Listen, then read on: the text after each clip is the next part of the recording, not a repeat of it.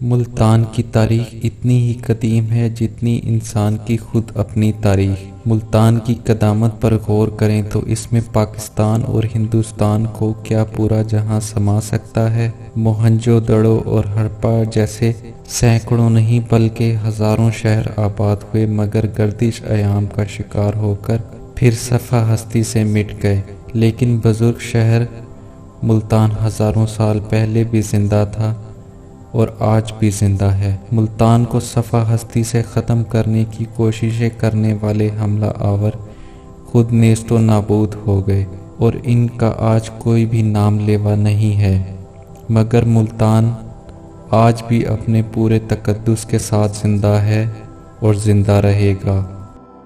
شیخ الاسلام حضرت بہاؤالدین ذکریہ کے دور میں ملتان پر ہندوؤں کا غلبہ تھا اور کئی مندر ہندوؤں کی مذہبی سرگرمیوں میں مصروف تھے، لیکن ملتان کے مسلمانوں اور اولیاء کے سلوک اور رویہ سے متاثر ہو کر ہندو بھی حلقہ اسلام میں داخل ہونا شروع ہو گئے۔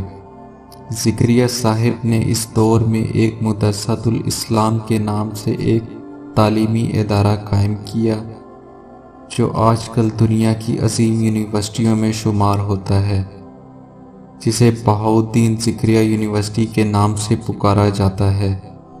دریائے راوی ملتان کے قدیم قلعے کے پہلو میں بہتا تھا اور اسے بندرگاہ کی حیثیت بھی حاصل تھی۔ کشتیوں کے ذریعے صرف سکر بھکر ہی نہیں بلکہ منصورہ، عراق، ایران، مصر، کابل، دلی، دکن تک تجارت ہوتی تھی۔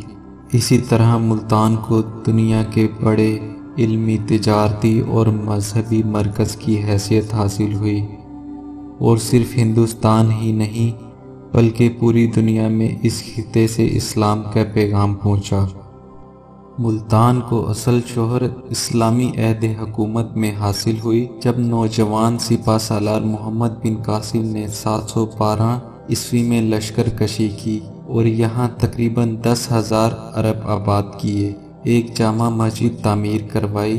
اسی کے زمانے میں ایک مشہور مورخ و مفکر البیرونی یہاں آیا اور 5 سال سے زیادہ عرصہ تک ملتان میں زندگی گزاری اور مشہور کتاب الحاظ لکھی، جس میں خصوصاً ملتان کی تہذیب و ثقافت کو زیر بحث لایا گیا۔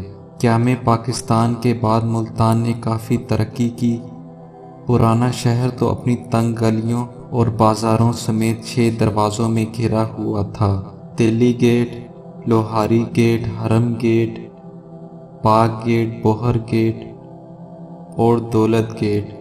اندرون شہر میں تو کشادگی کی گنجائش نہ تھی، سوائے اس کے بہت سی قدیم عمارتوں کو منہدم کر کے نئی عمارتیں استوار کی جائیں۔ البتہ بیرونی اور نواحی علاقوں میں ملتان نے بہت وسعت اختیار کر لی ہے۔ کنٹونمنٹ کا علاقہ بہت خوبصورت اور جدید ہو گیا ہے۔ نئی بستی گل کشت کی جدید طرز تعمیر اور کشادہ بازار قابل ذکر ہیں۔ جھیلیں اور پارک بھی ملتان کا خاصا شمار ہوتے ہیں۔ ملتان کے تحفے بھی مشہور ہیں، جن میں گرما آم، ہاتھی دانت کی چوڑیاں، آرائشی سامان، ملتانی سون حلوہ جسے بین الاقوامی شہرت بھی حاصل ہو گئی ہے۔ ایک راگ بھی ملتان کے نام سے مشہور ہے جسے ملتانی راگ کہا جاتا ہے۔ یہ راگ عموماً دن کے وقت تیسرے پہر گایا جاتا ہے۔ علاوہ ازیں ملتان کی مادری زبان سرائیکی ہے، جسے تہذیب و ثقافت کے کئی رنگوں میں اور کئی لوک فنکاروں کی سریلی آواز میں سنایا جا سکتا ہے۔